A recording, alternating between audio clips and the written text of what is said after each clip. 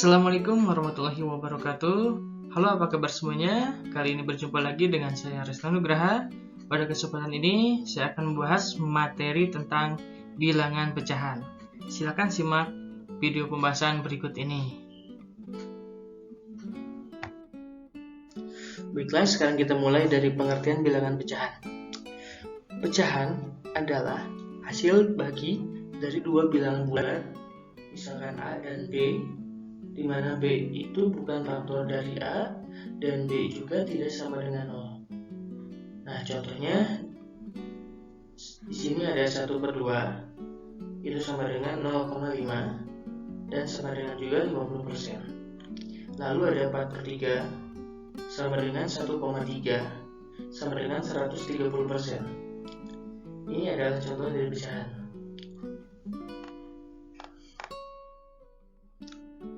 Kemudian sekarang kita bahas jenis atau bentuk pecahan ya. Jadi jenis atau bentuk pecahan itu terbagi menjadi pecahan biasa dan juga pecahan campuran. Contohnya untuk pecahan biasa misalkan ada 1/2, 1/3, 2/5, 4/5, 6/7 dan masih banyak lagi. Untuk pecahan biasa ini, yang atas itu disebut dengan pembilang dan yang bawahnya disebut dengan penyebut. Untuk pembilangnya itu lebih kecil dari penyebut. Itu untuk pecahan biasa dan sudah bentuk paling sederhana. Sedangkan di poin B, pecahan campuran, contohnya misalkan 5/3. Nah, 5/3 itu kita ubah menjadi pecahan campuran, yaitu menjadi 1/2/3. Bagaimana cara mengubahnya? Nah, 5/3 itu sama dengan 5 dibagi 3. Kalau kita bagi 5 dibagi 3 itu hasilnya adalah 1. Sedangkan ada sisanya 2. Nah, yang 2 itu kita simpan di atas. Jadi hasilnya 1/2/3. Kalau kita mau cek ulang, kita kalikan saja 1/2/3 itu menjadi 5/3 dengan cara penyebutnya kita kalikan dengan angka hasil, yaitu 3 dikali 1 sama dengan 3, lalu ditambahkan 2, hasilnya 5. Maka kalau diubah kembali menjadi 5/3. Begitu ya. Lalu 1/2/3 itu sama dengan juga 1 ditambah 2/3. Itu untuk contoh pecahan campuran. Sekarang kita lanjutkan mengubah pecahan ke bentuk desimal. Nah, di poin A itu ada 1/4. Kita coba pakai bagi kurung ya. 1/4 itu sama dengan 1 dibagi 4. Nah, seperti ini kalau dalam bagi kurung. Lalu karena 1 itu lebih kecil dari 4, jadi tidak bisa dibagi 4 ya, maka hasilnya 0. Kita coba 1 ini tambahin 1 menjadi angka 10. Lalu yang di atasnya ini hasilnya kita tuliskan 0, karena yang di dalam bagi kurung ini sudah ditambahin 0, jadi hasil di atasnya harus ditambahkan 0, sekarang barulah bisa 10 dibagi 4 itu hasilnya adalah 2. Itu yang paling mendekati ya, karena kalau 3 terlalu banyak, soalnya kalau dikalikan 3 kali 4 hasilnya 12, lebih dari 10 ya. Tapi kalau 2 dikali 4 hasilnya 8. Itu yang paling mendekati. Kemudian kita kurangkan 10 kurang 8 hasilnya 2. Nah, kita bagi lagi 2 dibagi 4. Nah, tidak bisa juga ya, karena 2 lebih kecil. Sehingga kita tambahkan 0 ya, menjadi 20. Kemudian 20 dibagi 4 hasilnya 5. Nah, kita kalikan lagi 5 kali 4 sama dengan 20. Lalu dikurangkan 20 dikurangi 20 sama dengan 0. Kalau sudah sampai 0 sisanya berarti sudah selesai ya. Berarti hasilnya 1/4 itu sama dengan 0,25. desimalnya. Lalu di poin B ini ada 3/10. 3/10 ini cukup mudah kalau diubah ke bentuk desimal. Caranya adalah kita lihat aja, kalau di bawahnya ada 10, berarti ada nolnya ya, 1, 0. Lalu kalau 100 juga sama, 1000 juga, itu lebih mudah. Di sini 3/10 itu sama dengan 0,3. Jadi kita ambil angka 0 di bawah itu ada berapa? Ada 1, berarti di atas juga sama dengannya ada satu angka di belakang koma, yaitu angka 3. Jadi 3/10 sama dengan 0,3. Kemudian di poin C 7/100. Nah, 7/100 di atasnya ada angka satuan, di bawahnya ada angka 0,2. Berarti kita hasilnya harus ada 2 angka di belakang koma. Seperti ini, 0,07 gitu ya.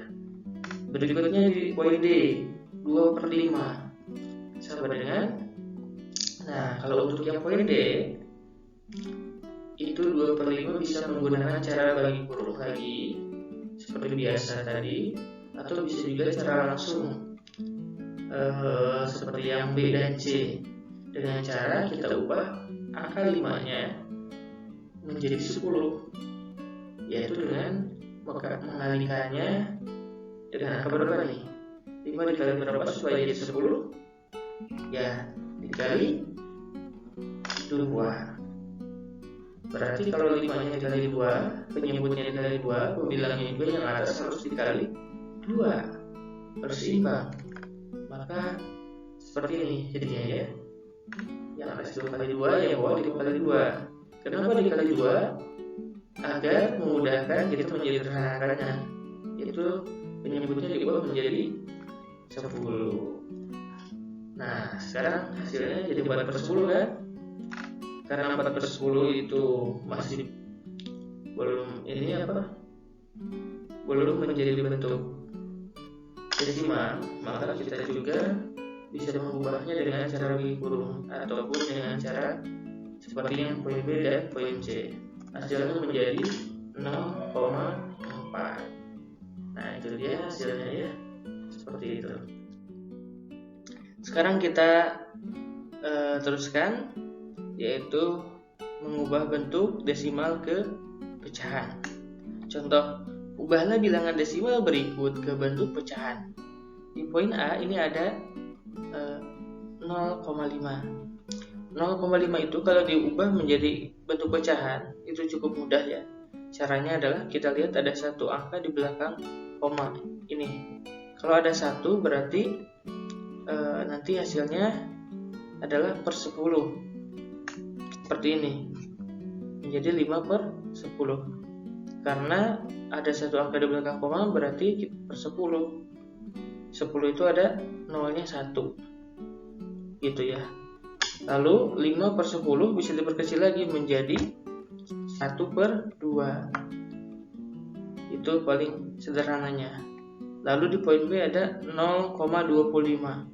Nah, karena ada 2 angka di belakang koma, maka hasilnya adalah 25/100. Karena 100 itu mempunyai 2 angka 0. Begitu ya. Lalu kita sederhanakan lagi nih. 25/100 itu menjadi 1/4. Dari manakah caranya? Yaitu kita cari EPB-nya dari angka 25 dan 100. Nah, ternyata EPB-nya itu adalah 25. 25 dibagi 25 sama dengan 1. 100 dibagi 25 sama dengan 4. Jadi hasil pecahan terakhirnya yang paling sederhana adalah 1/4. Itu untuk yang poin B. Lalu untuk yang poin C, ini ada 0,125. Ada 3 angka di belakang koma. Maka hasil bentuk pecahannya adalah cukup mudah juga. Kita tuliskan 125/1000.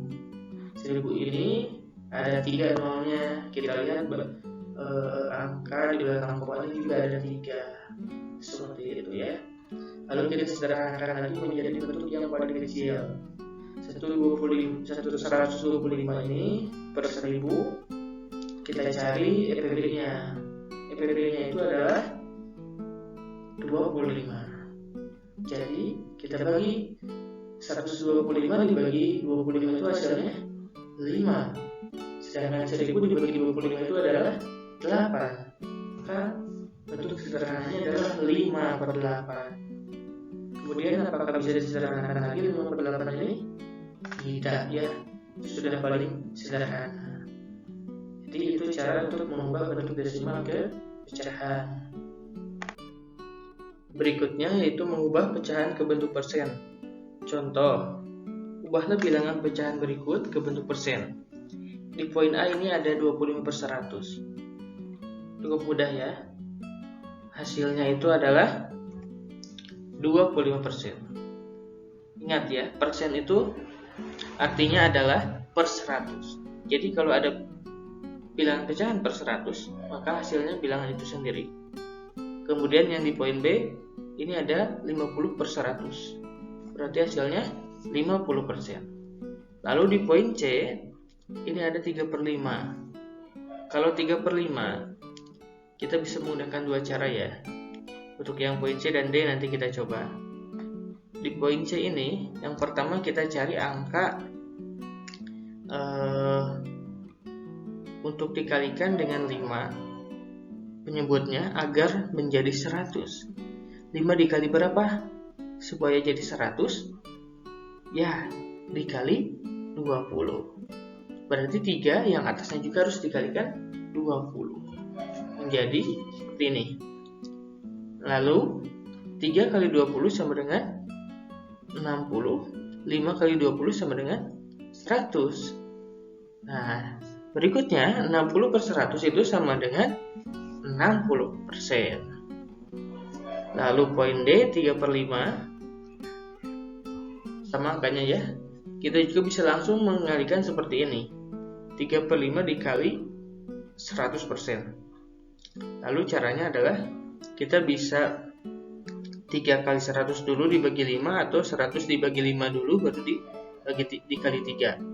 Misalkan kita bagi dulu ya, 100 dibagi 5 itu hasilnya adalah 20.